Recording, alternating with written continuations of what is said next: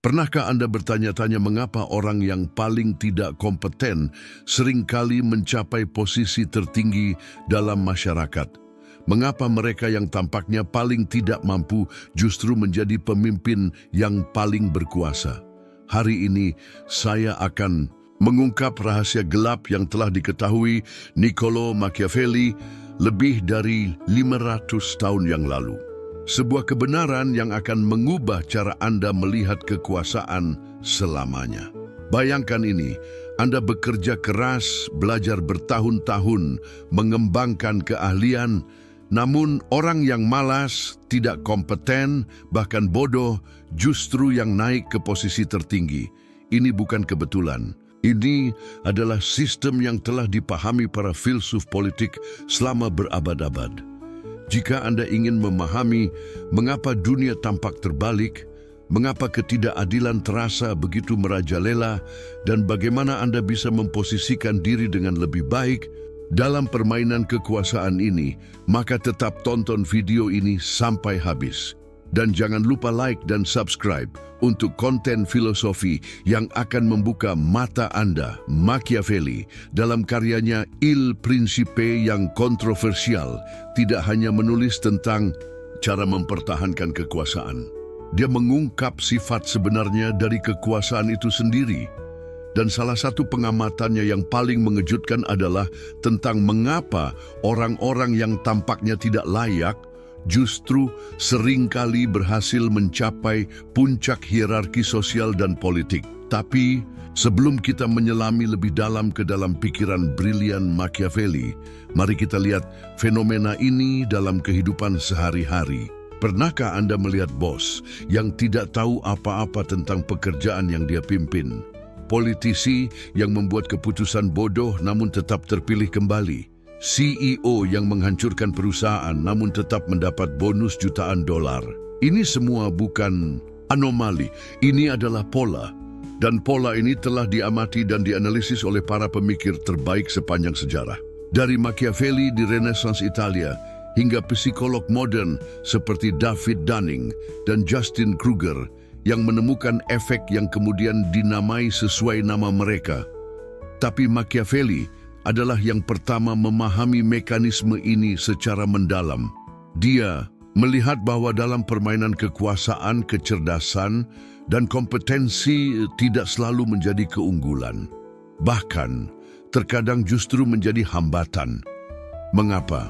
Karena orang cerdas cenderung terlalu banyak berpikir, terlalu etis, terlalu mempertimbangkan konsekuensi. Sementara orang bodoh, mereka berani mengambil risiko tanpa berpikir panjang. Mereka tidak dibebani oleh kompleksitas moral atau intelektual. Mereka bertindak dengan keyakinan yang seringkali disalahartikan sebagai kekuatan kepemimpinan. Dan inilah yang akan kita bahas hari ini. Bagaimana kebodohan bisa menjadi keunggulan dalam permainan kekuasaan? Bagaimana sistem sosial kita secara tidak sadar memuji dan menempatkan orang yang salah di posisi yang salah? Dan yang paling penting, apa yang bisa kita pelajari dari ini semua? Tapi tunggu dulu, apakah ini berarti kita harus menjadi bodoh untuk sukses? Atau ada cara lain untuk memahami dan menavigasi sistem ini? Tetap tonton untuk menemukan jawabannya. Niccolò Machiavelli hidup di era yang penuh gejolak. Italia abad ke-16 adalah tempat di mana kekuasaan berubah tangan seperti cuaca yang tidak menentu. Keluarga Medici, Borgia, berbagai republik kota semuanya berjuang untuk dominasi. Dan dalam kekacauan ini, Machiavelli mengamati sesuatu yang fundamental tentang sifat manusia dan kekuasaan. Dia melihat bahwa mereka yang bertahan dan berkuasa bukanlah yang paling bijak atau paling baik, melainkan mereka yang paling pragmatis, paling berani, dan paling tidak terbebani oleh kerumitan moral. Il Principe bukan hanya panduan untuk pangeran. Ini adalah analisis psikologis yang mendalam tentang mengapa kekuasaan bekerja dengan cara yang berlawanan dengan intuisi kita. Machiavelli memahami bahwa massa, rakyat biasa, tidak menilai pemimpin berdasarkan kompetensi sebenarnya. Mereka menilai berdasarkan proyeksi kekuatan, karisma, dan kemampuan untuk memberikan jawaban sederhana terhadap masalah yang kompleks. Dan siapa yang paling baik dalam memberikan jawaban sederhana? Orang yang tidak memahami kompleksitas masalahnya. Ini bukan sinisisme murni dari Machiavelli. Ini adalah observasi empiris yang tajam. Dia melihat bahwa Lorenzo de Medici yang cemerlang bisa kehilangan kekuasaan, sementara Cesare Borgia yang brutal dan sederhana dalam strateginya bisa menguasai wilayah yang luas. Fenomena ini yang Machiavelli sebut sebagai virtu, bukan virtu dalam arti moral, tetapi keberanian untuk bertindak tanpa dibebani oleh pertimbangan yang berlebihan. Dan ironisnya, orang bodoh secara alami memiliki virtu ini lebih banyak daripada orang cerdas. Mengapa? Karena mereka tidak menyadari konsekuensi dari tindakan mereka. Mereka tidak paralyzed oleh analisis paralisis. Mereka tidak overthinking setiap keputusan. Mereka bertindak dengan keyakinan yang bagi mata yang tidak terlatih tampak seperti kepemimpinan yang kuat. Machiavelli juga mengidentifikasi apa yang sekarang kita kenal sebagai bias konfirmasi. Orang-orang cenderung melihat apa yang ingin mereka lihat pada pemimpin mereka. Jika seorang pemimpin bertindak dengan keyakinan, bahkan jika keyakinan itu didasarkan pada ketidaktahuan, massa akan menginterpretasikannya sebagai kekuatan dan visi yang jelas. Lebih jauh lagi, Machiavelli memahami bahwa dalam politik dan kekuasaan, perception is reality. Yang penting bukan apa yang Anda ketahui, tetapi apa yang orang lain percaya Anda ketahui. Dan orang bodoh, tanpa beban keraguan intelektual, seringkali tampil lebih meyakinkan daripada orang cerdas yang memahami nuansa dan kompleksitas. Ini adalah insight yang revolusioner pada masanya dan tetap relevan hingga hari ini. Machiavelli yang tidak memuji kebodohan, dia hanya mengamati bahwa dalam struktur kekuasaan tertentu, kebodohan bisa menjadi keunggulan kompetitif yang tak terduga. Dan inilah yang paling mengejutkan. Fenomena ini tidak hanya terjadi di politik. Anda akan terkejut melihat bagaimana ini berlaku di tempat kerja, dalam hubungan, bahkan di media sosial. Mari kita lihat bagaimana ini bekerja dalam konteks modern. Pada tahun 1999, dua psikolog bernama David Dunning dan Justin Kruger melakukan eksperimen yang akan mengkonfirmasi observasi Machiavelli dengan bukti ilmiah yang solid. Mereka menemukan bahwa orang-orang dengan kemampuan rendah dalam suatu domain cenderung sangat overestimate kemampuan mereka sendiri. Efek Dunning-Kruger ini menjelaskan mengapa orang bodoh tampak begitu percaya diri. Mereka secara harfiah tidak tahu bahwa mereka tidak tahu. Ketidaktahuan mereka menciptakan ilusi kompetensi yang meyakinkan tidak hanya diri mereka sendiri, tetapi juga orang lain di sekitar mereka. Bayangkan dua kandidat dalam wawancara kerja. Yang pertama adalah ahli di bidangnya, memahami kompleksitas masalah, tahu apa yang tidak dia ketahui. Dia menjawab dengan hati-hati, mengakui keterbatasan, menunjukkan nuansa dalam pemikirannya. Yang kedua, tidak benar-benar memahami bidang tersebut.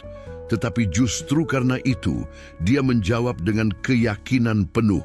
Tidak ada keraguan, tidak ada nuansa, hanya jawaban yang tegas dan sederhana. Siapa yang akan terlihat lebih leadership material bagi interviewer rata-rata? Ironisnya, seringkali yang kedua, karena kita as humans secara psikologis lebih tertarik pada kepercayaan diri daripada kompetensi sebenarnya. Kita mengasosiasikan keraguan dengan kelemahan, padahal seharusnya keraguan adalah tanda kebijaksanaan. Efek Dunning-Kruger juga menjelaskan mengapa debat politik seringkali didominasi oleh suara-suara yang paling tidak informed. Mereka yang benar-benar memahami isu kompleks cenderung berbicara dengan hati-hati, mengakui gray areas, menunjukkan kompleksiti, sementara mereka yang tidak memahami isu tersebut berbicara dengan keyakinan absolut. Mereka memberikan jawaban hitam putih untuk masalah yang nyatanya penuh warna. Dan dalam era soundbites dan attention spans yang pendek, jawaban sederhana selalu mengalahkan jawaban yang akurat. Penelitian lebih lanjut menunjukkan bahwa fenomena ini universal. Terjadi di semua budaya, semua tingkat pendidikan, semua kelas sosial. Ini bukan bug dalam sistem kognitif manusia, ini adalah feature. Evolutionary speaking, kepercayaan diri yang berlebihan kadang lebih menguntungkan daripada akurasi. Dalam konteks survival primitif, pemimpin yang ragu-ragu bisa menyebabkan grup mati. Lebih baik pemimpin yang salah tetapi decisif daripada pemimpin yang benar tetapi hesitant.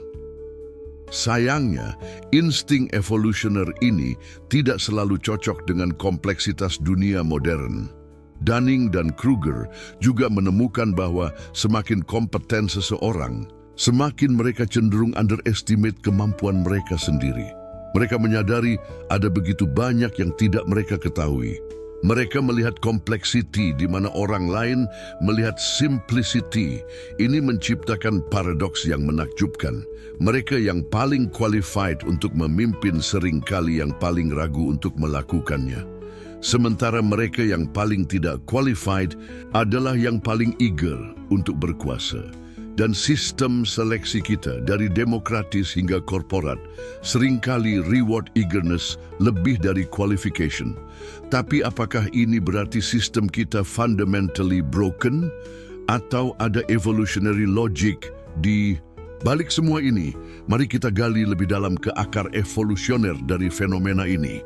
Untuk memahami mengapa orang bodoh bisa mencapai kekuasaan, kita harus kembali ke akar evolusioner manusia. Selama ribuan tahun, nenek moyang kita hidup dalam kelompok kecil, tribe, yang terdiri dari 50-150 individu. Dalam setting ini, leadership dynamics bekerja dengan cara yang sangat berbeda dari masyarakat modern. Dalam tribe primitif, pemimpin tidak perlu memahami ekonomi global, teknologi canggih, atau sistem politik kompleks. Yang mereka butuhkan adalah kemampuan untuk membuat keputusan cepat dalam situasi survival. Apakah kita menyerang tribe sebelah? Apakah kita pindah ke teritori baru? Keputusan ini perlu dibuat dengan cepat dan tegas, bukan dengan analisis yang mendalam. Dan siapa yang paling baik dalam membuat keputusan cepat tanpa overthinking? Mereka yang tidak terlalu menyadari kompleksitas konsekuensinya. Mereka yang memiliki confidence tinggi bahkan ketika informasi terbatas. Dalam konteks survival, ini adalah adaptive trait. Lebih jauh lagi, dalam group dynamics primitif, karisma dan kemampuan untuk unite people lebih penting daripada technical competence. Pemimpin yang bisa inspire dan motivate, bahkan jika strategi mereka tidak sempurna, lebih valuable daripada tactician brilliant yang tidak bisa communicate effectively. Otak manusia masih wired untuk tribal dynamics ini. Ketika kita melihat seseorang yang speak dengan authority dan confidence, kita secara instinktif mengasosiasikannya dengan strong leadership. Tidak peduli apakah authority tersebut didasarkan pada knowledge atau hanya pada ignorance yang percaya, diri fenomena ini diperkuat oleh apa yang disebut halo effect. Ketika seseorang tampil confident dalam satu area, kita cenderung assume mereka juga kompeten di area lain. Ini adalah cognitive shortcut yang berguna dalam tribal setting, tetapi bisa misleading dalam masyarakat kompleks modern. Research dalam evolutionary psychology menunjukkan bahwa kita secara biologis programmed untuk respond positively terhadap certain leadership signals. Postur yang tegak, suara yang dalam dan tegas, facial expressions yang menunjukkan certainty. Semua ini bisa ditampilkan oleh orang yang benar-benar tidak tahu apa yang mereka bicarakan. Selain itu, ada fenomena yang disebut alpha male paradox. Dalam banyak spesies, termasuk primata yang closely related dengan manusia. Alpha males tidak selalu yang paling intelligent. Mereka adalah yang paling agresif, most willing to take risks, dan most confident dalam asserting dominance. Intelligence, ironically, bisa menjadi hambatan dalam kompetisi untuk alpha status. Individu yang terlalu cerdas cenderung overthink, consider too many variables, dan hesitate dalam moments yang require decisive action. Sementara individu yang kurang cerdas act on instinct dan appear more leader-like. Dalam konteks modern, kita melihat remnants dari dinamika ini di mana-mana.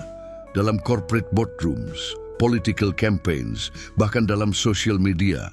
Mereka yang speak dengan paling banyak authority seringkali mendapat paling banyak followers, regardless of whether authority tersebut justified atau tidak. Dan inilah yang membuat observasi Machiavelli begitu timeless. Dia memahami bahwa human nature tidak berubah, bahkan ketika sistem sosial berevolusi. The same instincts yang make us follow confident but incompetent leaders di era tribal masih mempengaruhi pilihan kita di era modern. Tapi bagaimana ini manifest dalam dunia nyata?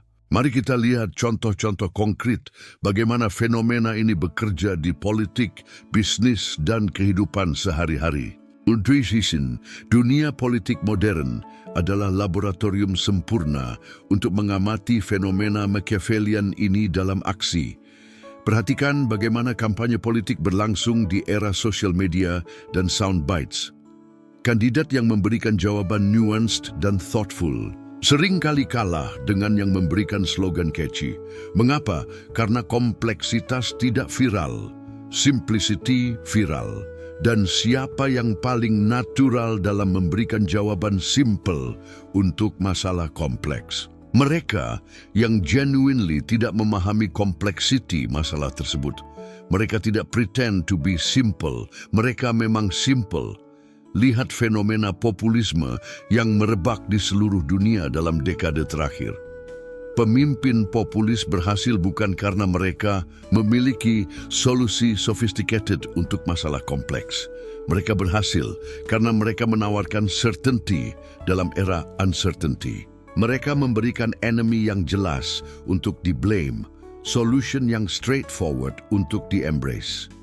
Voter rata-rata yang overwhelmed dengan complexity of modern life secara natural tertarik pada pemimpin yang seem to have all the answers. Tidak peduli apakah answers tersebut realistik atau tidak. Yang penting adalah confidence in delivery. Fenomena post-truth politics adalah manifestasi ekstrim dari dinamika ini. Ketika facts menjadi disputed dan expertise di-distrust, maka field becomes level untuk siapa saja yang bisa speak dengan authority. Dan ironically, mereka yang paling ignorant seringkali yang paling authoritative dan expert dalam bidang apapun. Ekonomi, kesehatan, klimatologi berbicara dengan caution. Mereka menggunakan qualifier. Berdasarkan data yang ada, kemungkinan besar perlu penelitian lebih lanjut. Sementara non-expert berbicara dengan absolute certainty. Pasti, jelas, tidak diragukan lagi. Dalam political debate, certainty beats accuracy. Soundbite yang memorable beats analisis yang accurate. Dan performance yang confident beats competence yang actual. Ini bukan bug dalam sistem demokratis. Ini adalah inevitable result dari mass psychology. Media massa memperburuk situasi ini. Mereka need content yang engaging, bukan yang accurate. Controversial statement dari politician yang ignorant mendapat lebih banyak views daripada measured analysis dari policy expert. Algoritma sosial media memprioritaskan engagement over truth. Hasil akhirnya adalah apa yang disebut idiocracy effect. Sistem yang desain untuk select the best leaders malah select yang paling entertaining. Candidates yang treat politik seperti reality show mendapat lebih banyak attention daripada yang treat politik seperti public service. Dan sekali mereka berkuasa, incompetence mereka menjadi self-reinforcing. Mereka surround themselves dengan yes men yang tidak challenge decisions mereka. Mereka dismiss experts sebagai elite yang out of touch. Mereka create alternate reality di mana ignorance adalah virtue dan expertise adalah threat. Ini menciptakan dangerous feedback loop. Incompetent leaders promote incompetent subordinates. They dismantle institutions yang designed untuk provide expertise. They attack free press yang supposed untuk hold them accountable. The result adalah governance by idiocracy. Dan fenomena ini tidak terbatas pada politik saja. Mari kita lihat bagaimana dinamik yang sama bekerja di dunia korporat dan bagaimana ini mempengaruhi karir Anda. Dalam dunia korporat, fenomena orang bodoh mencapai kekuasaan dijelaskan dengan brilian oleh apa yang disebut Peter Principle. Dikemukakan oleh Dr. Lawrence J. Peter pada tahun 1969, prinsip ini menyatakan bahwa dalam hierarki, setiap karyawan cenderung naik ke level incompetence mereka. Bagaimana ini terjadi? Seseorang yang good di level entry dipromosikan. Jika mereka good di level itu juga, mereka dipromosikan lagi. Proses ini berlanjut sampai mereka mencapai posisi di mana mereka tidak kompeten. Dan disitulah mereka stuck, karena mereka tidak lagi perform well enough untuk dipromosikan lebih jauh. Tapi ada twist yang lebih sinister dalam dinamik ini. Often, mereka yang paling cepat dipromosikan bukan yang paling kompeten di current role mereka. Mereka adalah yang paling good dalam appear competent, yang paling confident dalam self-promotion. Dan siapa yang most natural dalam confident self-promotion? Mereka yang overestimate abilities mereka sendiri. Corporate culture modern memperburuk masalah ini dengan emphasis pada leadership qualities yang seringkali didefine secara superficial. Karisma, confidence, kemampuan untuk think big dan disrupt. Semua kualitas ini bisa easily faked oleh seseorang yang tidak really understand what they're talking about. Pernahkah Anda menghadiri meeting yang dipimpin oleh manajer yang clearly out of their depth? Mereka menggunakan buzzwords tanpa substance. Synergy, paradigm shift, low-hanging fruit. Mereka speak dengan authority tentang subjects yang mereka tidak understand. Dan somehow, ini seringkali impress leadership di atas mereka. Fenomena ini diperkuat oleh apa yang disebut management by walking around culture. Leaders dinilai berdasarkan visibility dan perceived activity, bukan pada actual results. Seseorang yang always busy, always in meetings, always having opinions, appears more valuable daripada yang quietly competent di belakang layar. Real competence seringkali quiet dan unassuming. Expert tidak perlu constantly prove their expertise. Mereka fokus pada work, bukan pada managing perceptions.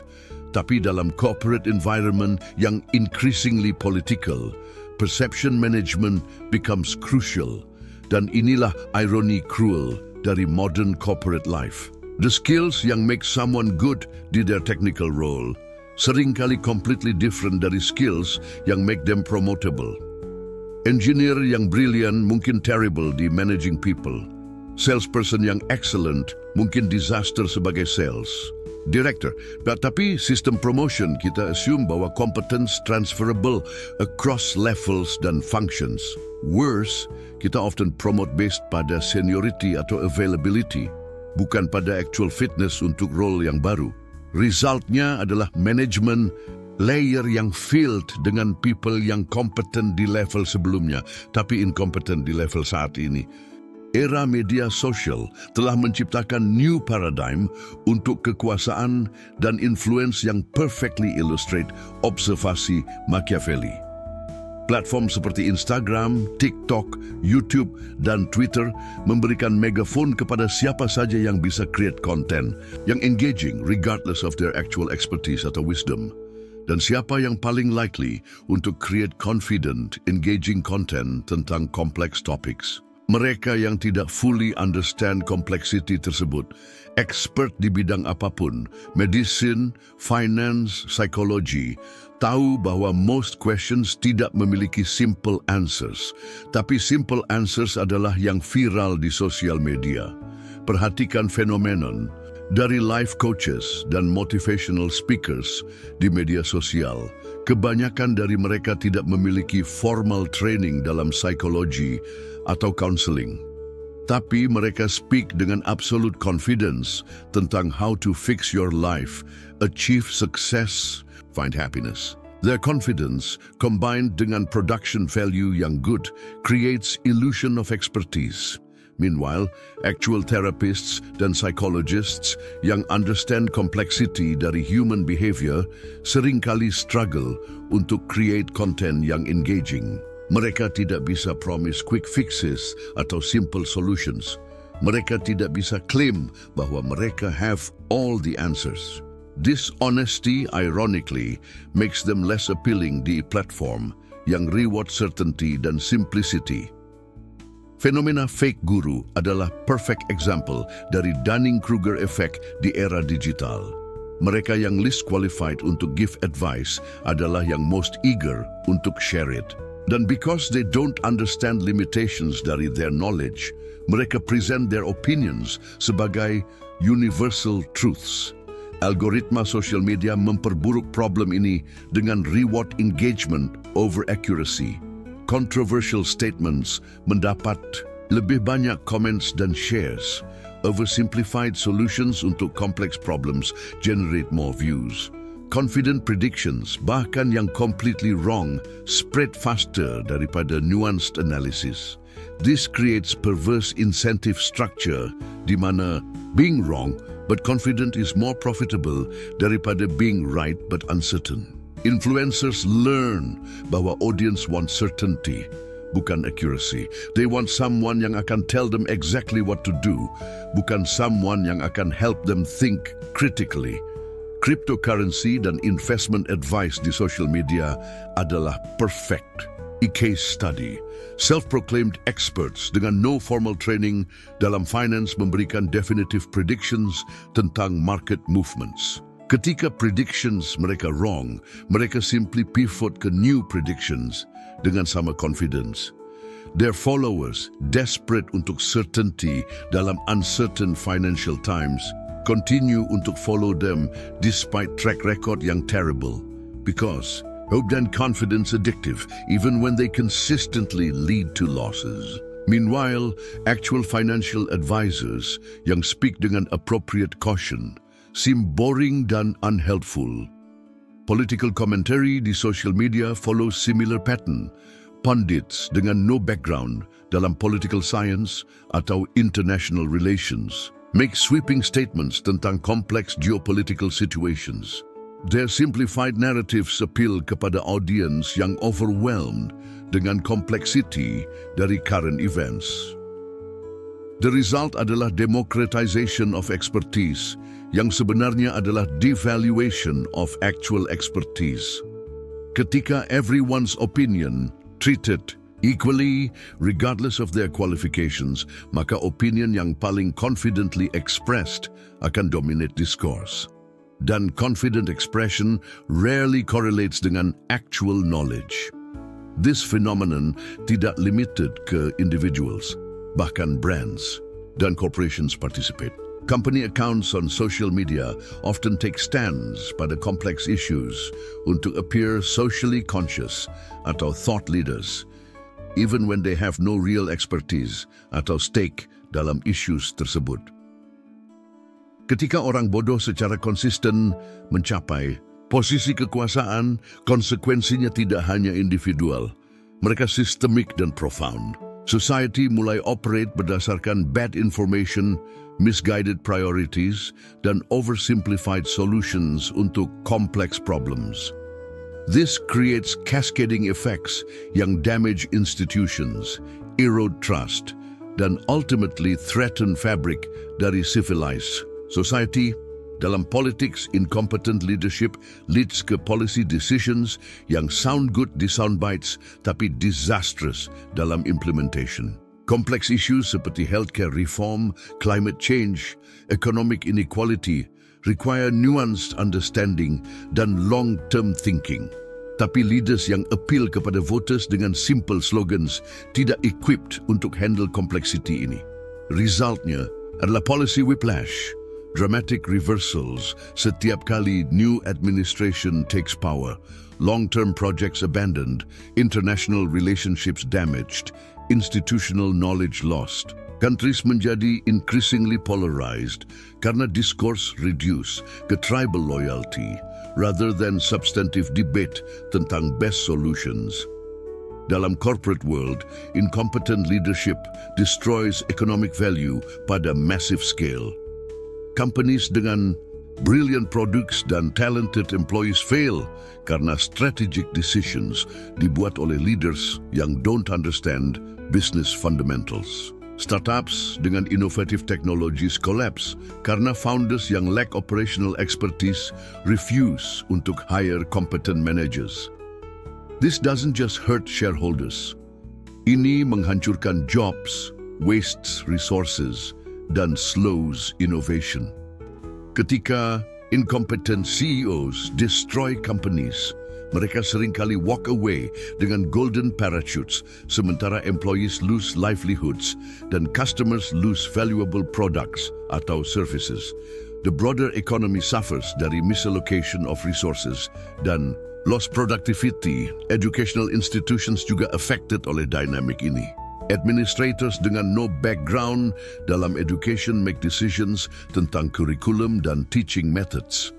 Politicians dengan no understanding dari child development dictate education policy. Resultnya adalah students yang underprepared untuk complex realities dari modern world. Media landscape suffers severe degradation ketika content creators prioritize engagement over accuracy. Public discourse becomes increasingly shallow dan polarized. Citizens lose ability untuk distinguish antara reliable information dan misinformation. Democracy itself threatened ketika voters tidak equipped dengan accurate information. Healthcare adalah another critical area di mana incompetent leadership has life and death consequences. Hospital administrators dengan no medical background make decisions tentang patient care. Politicians dengan no understanding dari public health dictate pandemic responses. Insurance executives dengan no medical training decide which treatments akan covered. Environmental degradation accelerated oleh leaders yang don't understand ecological complexity. Climate change denial persists karena confident ignorance seems more appealing daripada uncomfortable truths dari scientific community. Short-term economic interests prioritized over long-term survival dari planet. Perhaps most disturbing adalah efek pada next generation. Children growing up dalam environment di mana confident ignorance rewarded learn untuk value appearance over substance, certainty over curiosity.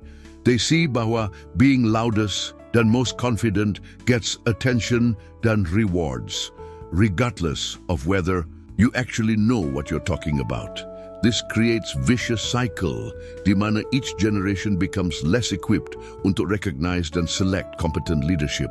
Critical thinking skills atrophy ketika society rewards confident assertions over careful analysis. The very mechanisms yang supposed untuk identify dan promote competence become corrupted. Social trust erodes ketika people repeatedly disappointed oleh incompetent leaders yang promise simple solutions untuk complex problems. Citizens become cynical dan disengaged, creating space untuk even more incompetent demagogues yang exploit disappointment dan offer even simpler and more dangerous solutions. The cumulative effect adalah society yang increasingly fragile dan dysfunctional, unable untuk address complex challenges yang require competent leadership dan informed citizenry.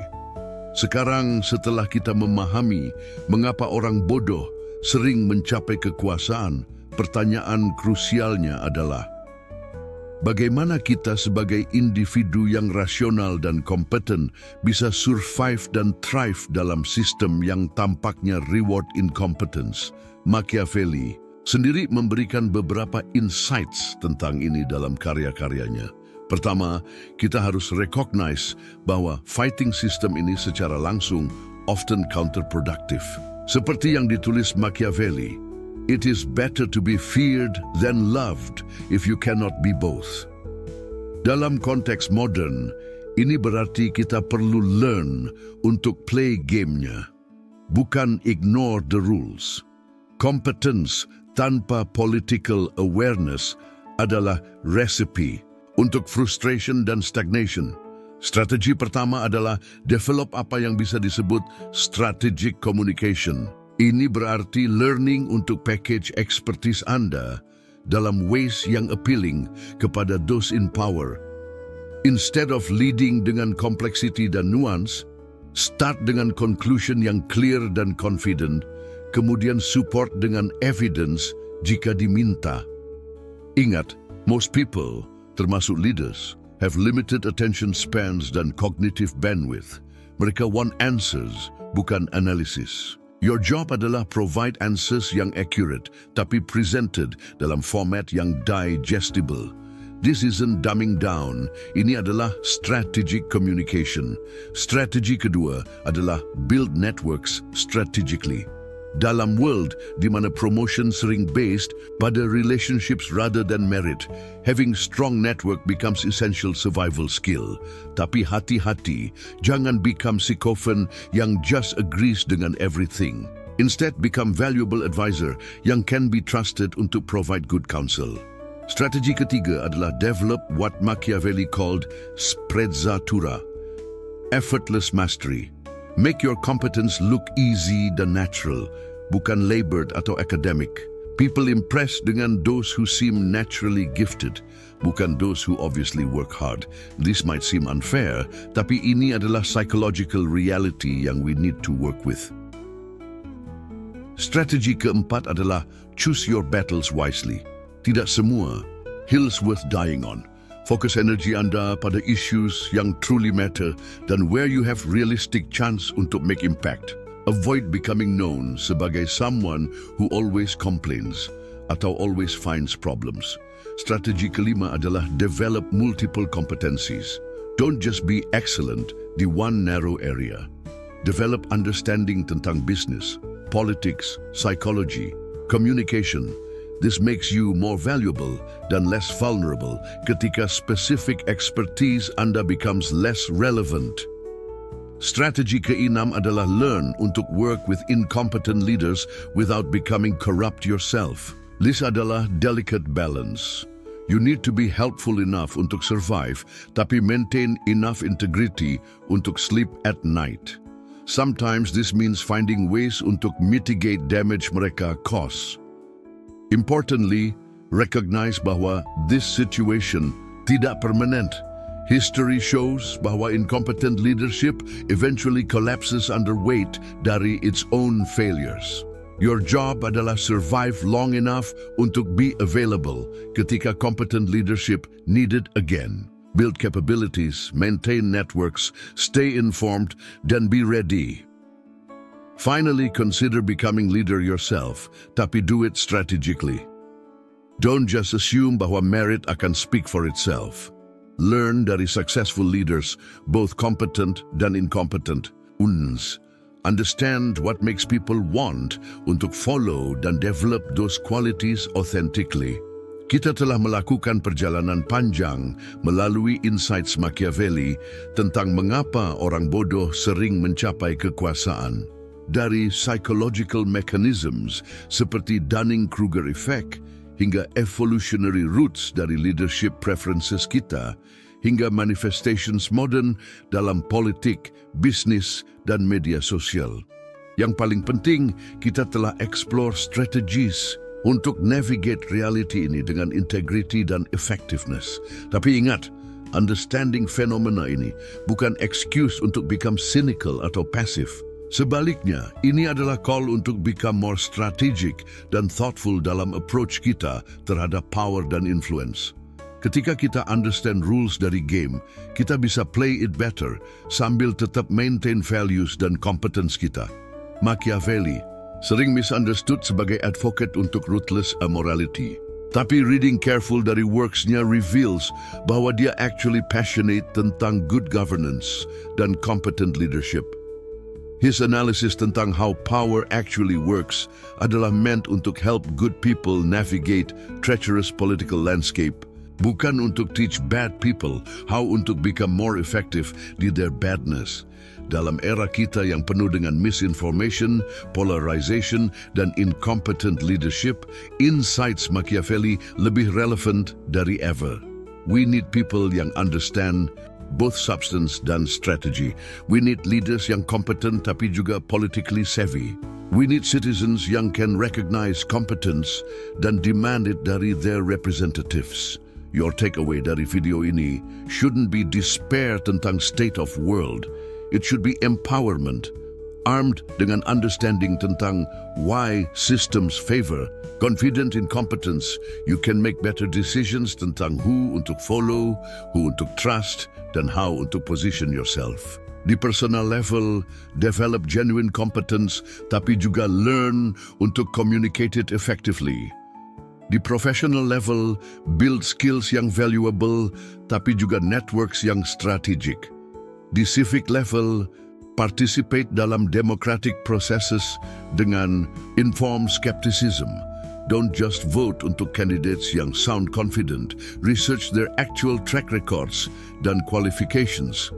Remember bahwa history full dengan examples dari competent people yang eventually rise to power ketika incompetent. Leadership collapses under weight dari its own failures. Your job adalah be ready untuk those moments. Stay informed, stay competent, stay connected, dan stay ethical. Machiavelli concluded, Il Principe, dengan passionate appeal untuk Italian unity dan competent leadership. He believed bahwa understanding power dynamics adalah first step toward better governance. 500 years later, his insights remain valuable untuk anyone who wants untuk make positive impact di world. The question isn't whether you want power, it's whether you're prepared untuk use power responsibly ketika opportunity arises. And preparation means understanding not just technical aspects dari whatever field you're in, tapi juga psychological dan political dynamics yang determine who gets listened to dan who gets ignored. So study hard, work smart, communicate effectively, build relationships strategically. Most importantly, maintain your integrity while learning untuk play game yang exists, not game yang you wish existed. Because ultimately, world needs more competent people, the positions of influence. Dan achieving that requires understanding why incompetent people currently dominate those positions. Jika video ini membuka mata Anda tentang dynamics dari power dan leadership, please like dan share. Subscribe untuk more content yang akan help you navigate complex realities dari modern world dengan wisdom dan strategi. Dan komen di bawah, bagaimana pengalaman Anda dengan incompetent leadership? Apa strategies yang you found effective untuk dealing dengan situations di mana competence doesn't seem untuk matter? Terima kasih telah menonton dan remember, understanding game adalah first step toward changing it.